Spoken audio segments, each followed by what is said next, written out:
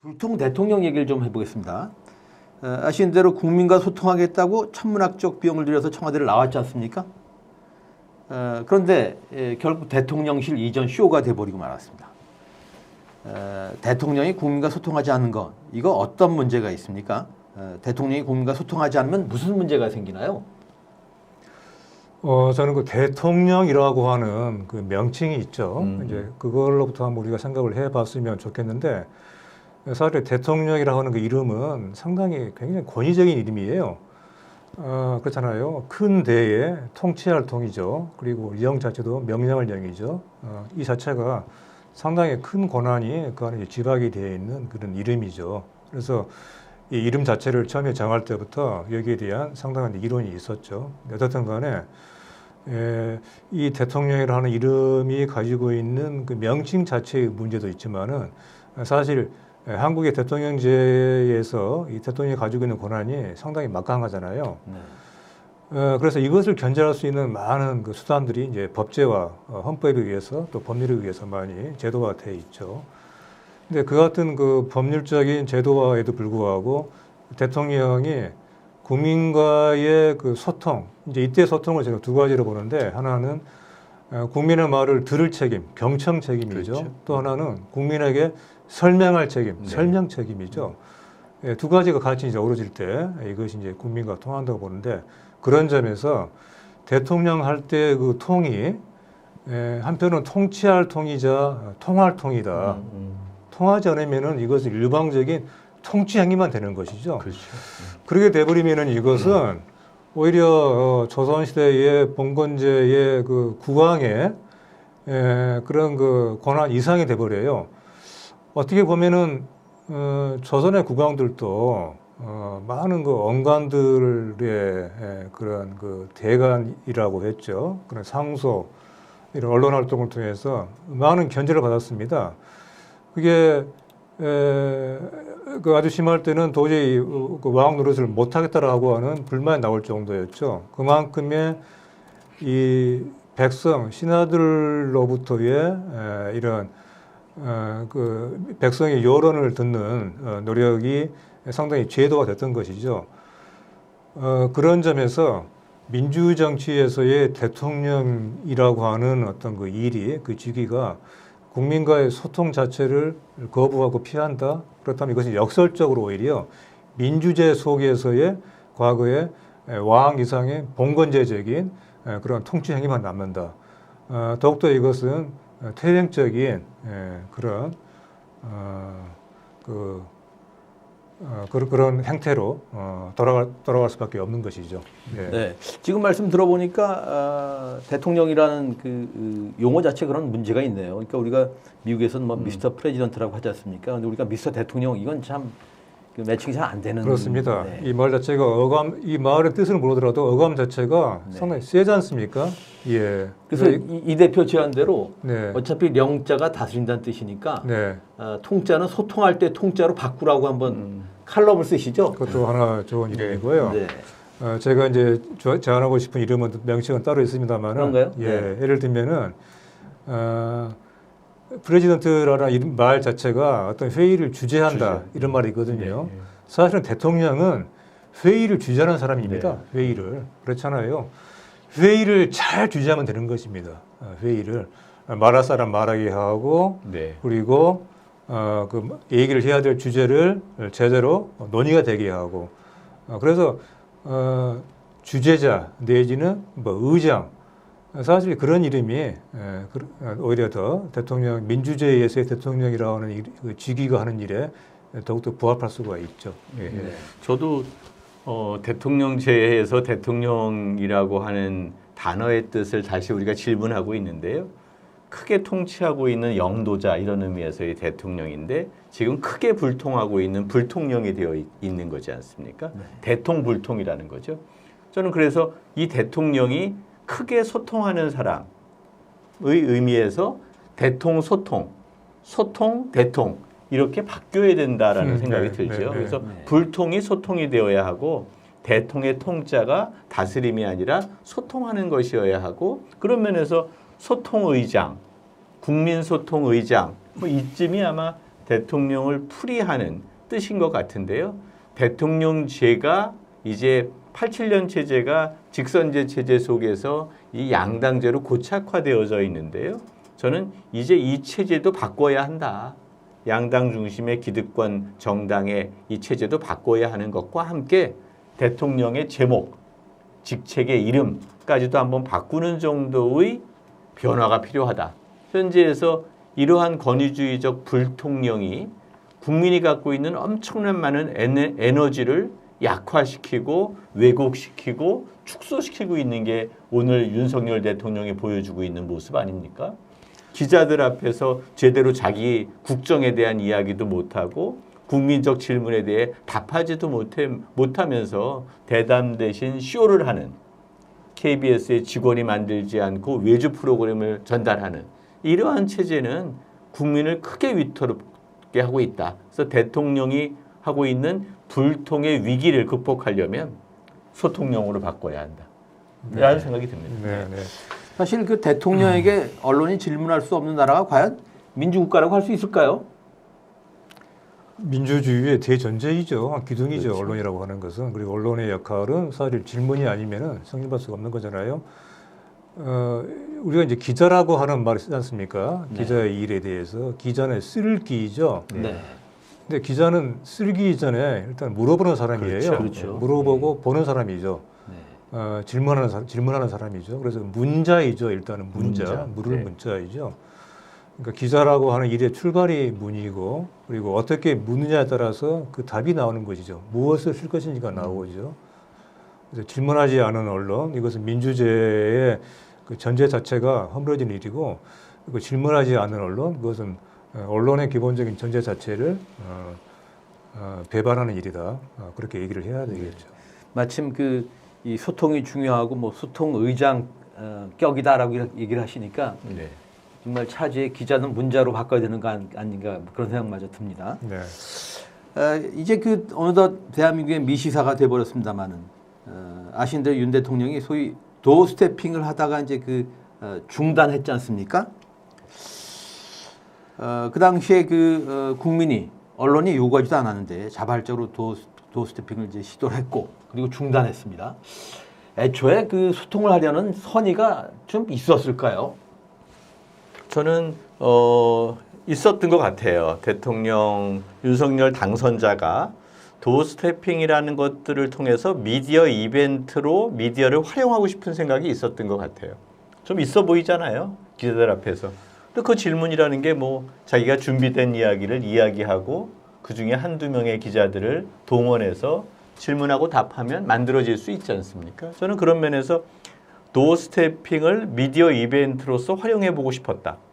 그리고 이제 대통령 선거 시기에도 아니 윤석열 대통령에 대해서 제대로 질문하는 게 어디 있었습니까? 다 정당이 만들어 놓은 미디어 이벤트와 보도 자료에 기자와 카메라들이 동원된 거 아니겠습니까? 그래서 그렇게 많이 윤석열 대통령에 대한 본질적 비판적 내용이 있었음에도 불구하고 그런 거 전혀 나오지 않고 손들고 어퍼컷하는 장면만이 미디어 이벤트로 전달된 것이죠. 저는 그런 면에서 윤석열 대통령은 도어스태핑이라는 것도 도어스태핑 쇼로 미디어 이벤트를 관리할 수 있었다고 생각한 거죠. 그런데 요 미디어 이벤트도 제대로 대응하지 못했고 부응하지 못했던 것이 됐고 그것이 계획되어진 미디어 이벤트가 아니라 돌발 사태가 발생해서 그걸 용산이 감당해내지 못했다. 저는 그런 면에서 불통의 본질이 도어스태핑 쇼라는 것들을 통해서도 드러났다. 그래서 미디어 이벤트가 더 이상 먹히지 않는 대통령의 위기가 왔고 이 위기는 기자들을 만나지 않고 국민들과 불통하면 불통할수록 더 강화될 것이다. 지난번 강서구청장의 일종의 사인이 왔고 다음 총선에서도 이것이 어떻게 반영될 것이고 총선 이후에 이런 기조가 간다면 더 이상 국민들은 이러한 불통의 상황에 더 이상 좌시하기 어려울 것이다 라고 저는 봅니다. 네. 그러니까 언론을 국민과 소통하는 통로로 생각한 게 아니고 활용하는 대상으로 봤던 거군요.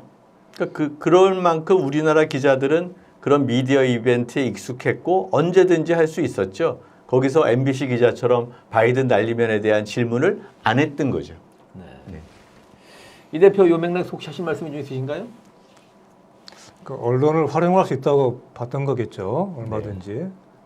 근데 거기서 약간의 어떤 그런 그 다른 움직임, 다른 균열이 나타나니까 그조차도 감당을 못하고 그래서 도어 스태핑이 도어 스타핑이 된 그런 결과가 된 거죠. 예. 네. 그렇군요. 자, 이 언론 얘기를 조금만 더 해보겠습니다. 질문하지 않는 언론. 기억하시겠지만은 14년 됐군요. 2010년 서울에서 열린 그 G20 그 폐막 기자회견 때 오바마 미 대통령이 한국 기자들에게만 이제 질문 기회를 준 일이 있습니다. 그때 오바마가 연거푸 한국 기자 여러분 질문 없나요? 하고 물었지만 한국 기자는 아무도 반응하지 않았고 질문권은 필요하다면 한국 기자들에게 양해를 구하겠다고 한 중국 기자에게 돌아갔습니다. 한국 기자들 방금도 뭐 문자 얘기하셨습니다. 왜 그 질문을 하지 않나요? 사실 지금도 2014년 전이면 2010년이었죠. 네. 2010년. 지금도 지금도 불가사의한 장면이에요. 도대체 한국 기자들은 저렇게 흔치 않은 기회에 그리고 게다가 질문하라라고 하는 그런 그 최근성의 권유를 받고도 왜 질문을 하지 않았을까? 아무도 단 한 명도. 그건 지금도 참 불가사의하고 민망한 장면이었어요. 이때가 이제 언제죠? 이명박 정부 시절이었죠. 네. 이명박 정부 시절. 이명박 정부 시절에 그 언론에 그 보였던 그 어떤 모습들, 그런 행태들이 이 국제회의 오바마와의 이 같은 이제 자리에서 그렇게 나타났던 것이 아닌가라고 한편 이해가 되고요. 또 하나는 이게 이제 세계의 많은 사람들이 지켜보는 자리였죠. 뭔가 질문을 하기 위해서는 그만큼의 준비가 필요한 것입니다. 예. 좋은 질문, 제대로 된 질문을 한다는 것은 또 상당한 그 자기 자신에 대해서 뭔가 어떤 그 준비가 필요한 일이거든요. 그런 것이 좀 안 돼 있었던 것이 아닌가. 한국 언론의 그 실력, 그것을 좀 드러냈던 것이 아닌가 싶습니다. 이 교수님, 그 대학에 있지만 우리가 그 대학생도 잘 질문을 하지 않지 않습니까? 우리가 질문하는 문화가 조금 죄송합니다. 학교에서 잘 못 가르쳐서. 그런데 저는 학교에서 잘 못 가르치고 그것이 생활화된 것도 사실이죠. 질문을 강요하고 억지로 만들어야지 좀 질문을 하는데 그 질문도 별로 안 하는 것 같아요. 그냥 열심히 받아 적어서 성적 잘 받겠다는 생각만 있지 교수에게 질문하지 않는 거죠. 저는 그거 플러스 하나가 더 출입처와 보도자료에 의존하는 한국 기자의 생리라고 봅니다. 한국 기자는 취재하지 않습니다. 기획하지 않습니다. 오바마를 통해서 무엇인가 새로운 이야기를 얻어내려고 하지 않습니다. 그 당시에 정상회담 관련된 보도자료가 나왔을 테고 거기에서 어떤 내용들이 언급된 사실들을 그냥 되풀이해서 방송하는 것이죠. 그런 면에서 기자들은 노예와 주인의 삶 중에서 어떻게 보면 노예의 삶을 스스로 선택한 게 아닐까라는 생각이 들고요. 저는 이걸 이렇게 비유합니다. 코로나19 때 모든 사람들이 마스크를 쓰고 마치 먼 훗날 이걸 보면 무슨 침묵의 선언을 하고 있나? 라는 생각이 들었을 것 같습니다. 한국의 기자들은요. 코로나19 때 마스크를 쓰는 것처럼 눈에 보이지 않는 마스크를 다 쓰고 있는 것이죠. 권력에 질문하거나 자기가 스스로 뭔가 기사를 만들면 데스크에 혼나는 거죠. 연통이나 보도자료나 출입처에 잘 해서 하루에 서너 건씩의 기사를 공장형으로 생산하고 있는 것의 결과물이다. 컨베이어에서 그 다음 제품 나오는 걸 받아 적고 약간의 인용을 해서 쓰는데 갑자기 오바마 대통령한테 질문을 하라고 해? 나 이런 거 한 번도 해본 적이 없다라는 생각이 들었고요. 그러면서 박근혜 대통령 시절에 이제 기레기라는 말이 만들어진 것처럼 이제 문자로서의 기자는 사라진 어떻게 보면 침묵하는 기자라고 하는 뭐 묵자라고 할까요? 뭐 말이 이상하네요. 이제 그런 현상이 오늘날 나타나고 있는 게 아닌가. 그래서 지사적으로 역사를 선도하는 기자의 세대는 지나갔고 그냥 뉴스 생산 공장에서 보도자료에 의존해서 출입처에서 주는 대로 기사문을 작성해서 그냥 온라인에 올리는 정도의 역할을 하는 걸로 약화된 게 아닌가라는 생각이 들어서 이게 저널리즘의 위기는 여기에서 비롯된다라고 봅니다. 네. 저는 아까 이 대표 말씀대로 준비가 안 돼 있었던 것 같고 또 이 교수님 말씀대로 뭐 다 보도자료 나와 있겠다 기사 쓰는데 무슨 꼭 필요한 것도 아니고 네. 또 우리 이 조직 문화랄까요? 괜히 예컨대 뭘 물어봤는데 회사 들어갔다가 선배들이 너 무슨 그런 없어 보이는 질문을 하냐? 그렇지. 괜히 낭중지추가 돼버릴 수 있겠다. 그럼요. 이런 생각도 했을 법하다는 생각이 듭니다. 그래서 네. 질문하지 않는 언론, 그 원인을 언론 내부 내지는 언론인들 자체 찾는다면은 어떤 얘기를 좀 해볼 수 있을까요, 이 대표? 글쎄요. 이게 뭐 쉽게 한두 마디 얘기할 수는 없을 것 같은데 지금 한국의 이제 언론이 왜 이른바 이제 기레이라고 불리느냐 하는 것에서 그 해답이 일단은 볼 수 있을 것 같고요. 그리고 어떤 사람들이 대체로 한국에서 지금 기자가 되고 있는가 또 이것도 하나의 설명이 될 것 같아요. 예를 들면은 뭔가 어떤 지금 현실에 대해서 어떤 이것은 뭔가 문제가 있다, 뭔가 이걸 바꿔봐야 되겠다라고 하는 그런 문제의식과 뭔가 어떤 개선의 의지, 변화의 의지가 없이는 거기에 대해서 뭔가 이의를 달지 않거든요. 이제 그것이 본래 이제 한국 사회에서 언론이 맡아왔던 역할이죠. 지금 주어진 현실을 주어진 그들이 인정하지 않고 뭔가 이거를 바꿔보려고 하는 거. 진짜 그런 것이 어떤 기자적 의식의 출발이죠. 여기서 뭐 지사적인 의식이다 이런 것까지 얘기는 할 필요가 없습니다. 왜냐하면 이것은 기자라고 하는 직업이 필요한 일종의 직업 윤리거든요. 예, 윤리이자 책임이죠. 그러니까 질문 자체가 일종의 기자에게는 권리이자 이제 의무인 것이죠. 그 직업을 직업이게 하는 그런 점에서 지금의 기존의 우리 사회, 자기가 몸담고 있는 그 공동체에 대해서 문제의식이 없다는 거, 대체로 그 사회의 지금 현재에 대해서 만족하는 그런 사람들이 대체로 기자로 지금 많이 들어오고 있고 한국의 언론에서 거의 매일같이 신문과 방송을 통해서 뭔가 사회에서 벌어지고 있는 그런 여러 가지 일들을 전달하고 있고 이런 것들이 뭔가 질문 자체를 제대로 된 질문이 나올 수가 없게끔 만들고 있는 것이죠. 물론 이때 질문은 전혀 질문이 없는 것은 아닙니다. 때로는 또 질문을 많이 합니다. 예를 들면은 언제였죠? 윤미향 의원 사태 때 얼마나 언론들이 많이 질문을 해댔습니까? 네, 예. 조국 장관 사태 때 얼마나 많은 질문들을 해댔습니까? 그런 질문을 쉽게 하죠. 예를 들면은 조국 장관의 집 앞으로 그 누구이죠? 중국집 음식 배달을 온 배달부에게 물어봤던 그 많은 질문들이 있죠. 뭘 먹었냐고. 예, 예. 그런 질문들은 한편에서는 아주 활발하게 나옵니다. 하지만 또 한편 다른 편에서의 또 다른 질문들은 안 나오는 것이죠. 지금 이제 이필재 선배님 말씀하셨던 것은 이제 그때 그 질문의 의미는 바로 이제 이런 질문이 아니고 이제 저런 질문이겠죠. 그래서 한편의 과잉은 또 한편의 결핍이에요. 한편의 과소는 또 한편의 과다이죠.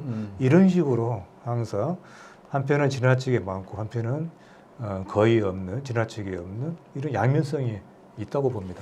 그러니까 질문의 총량은 어쩌면 크게 달라지지 않을지 모르지만은 사소한 질문, 왜소한 질문들을 하고 있는 거군요. 왜소한 질문이라고 해야 될까요? 예. 네. 예. 네, 네.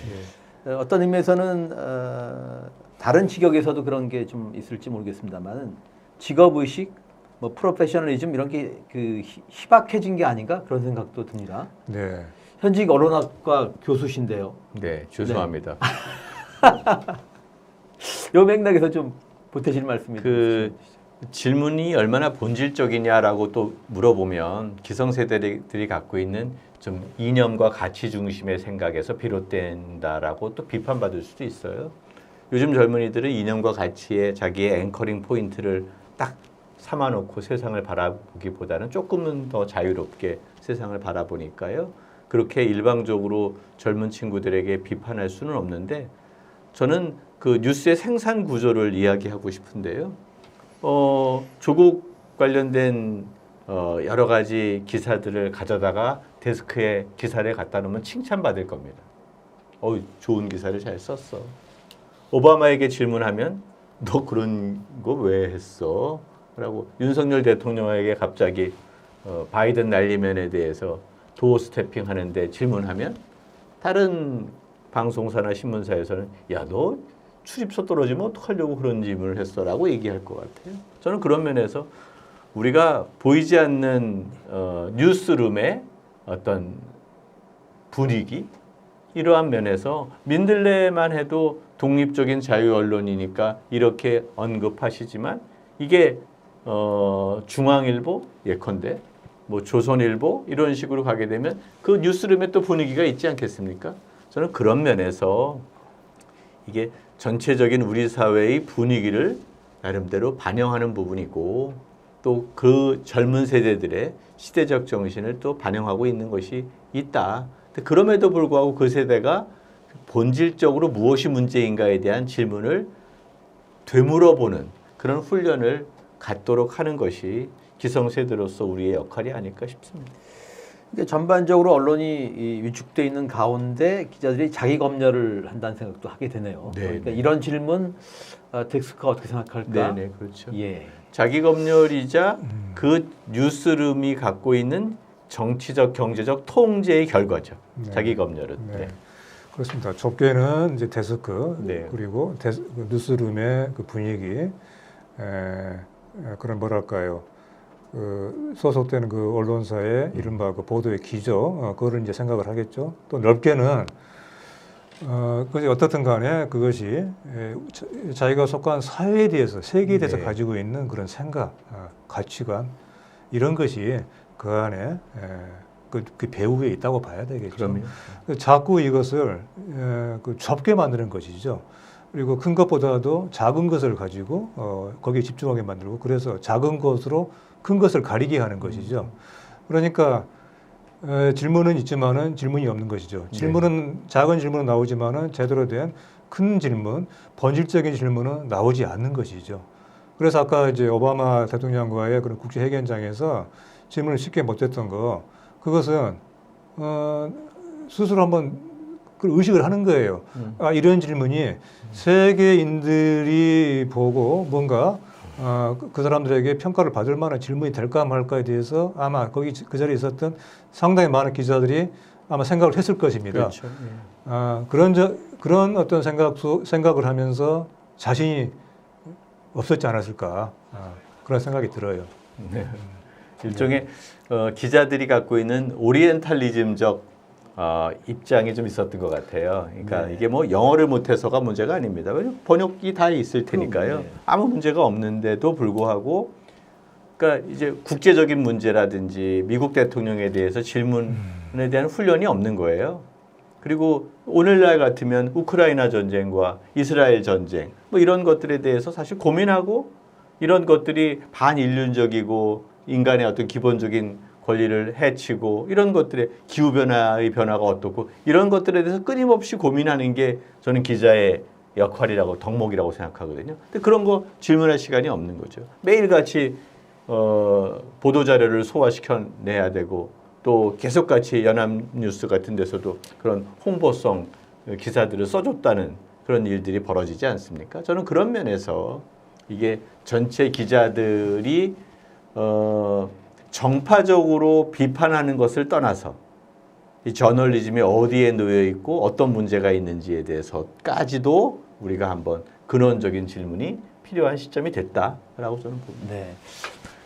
오리엔탈리즘까지 나왔는데 과거 그 클린턴 미 대통령과 한미 정상회담을 했을 때 정상회담 후에 그 기자회견에서 미국의 기자들이 루인스키 스캔들을 물어봤다고 하더라고요. 그 교훈은 기자는 자기 취재 주제에 충실하면 된다.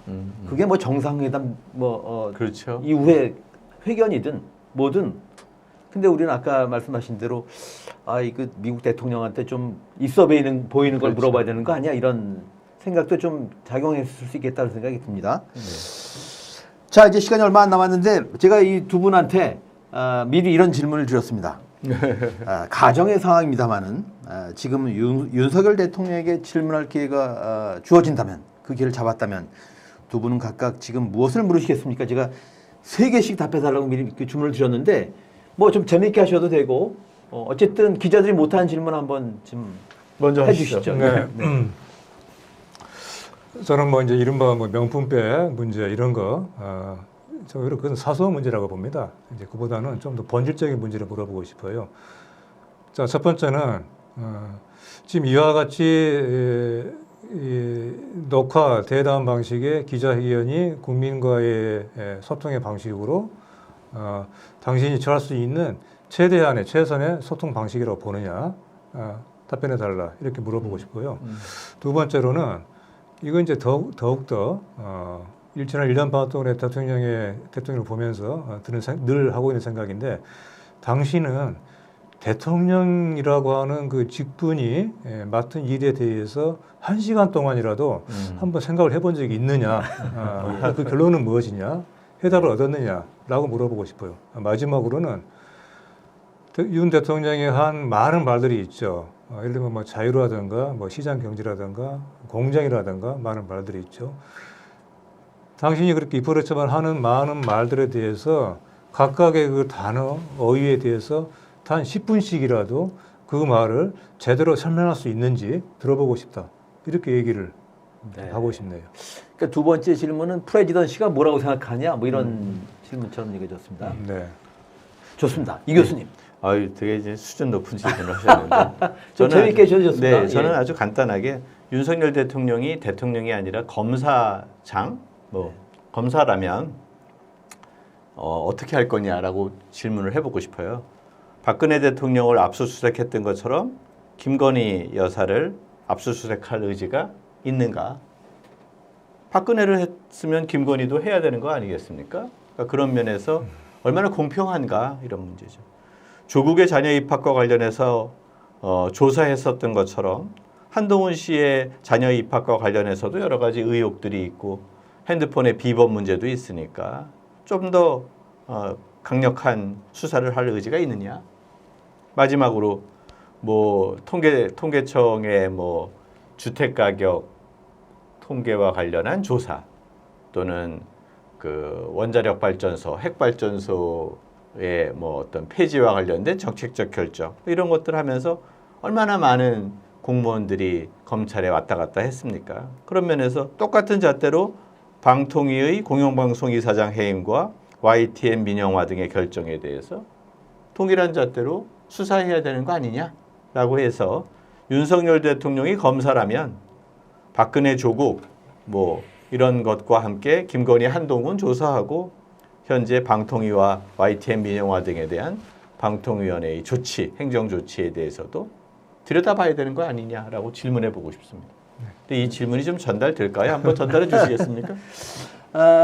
현역 언론인 여러분, 이 방송을 좀 보신다면은 이 두 분이 말씀하신 질문을 나름대로 숙고해서 한번 대통령에게 질문을 해주시기 바랍니다. 자, 오늘 두 분 수고하셨습니다. 고맙습니다. 네, 감사합니다. 수고하셨습니다.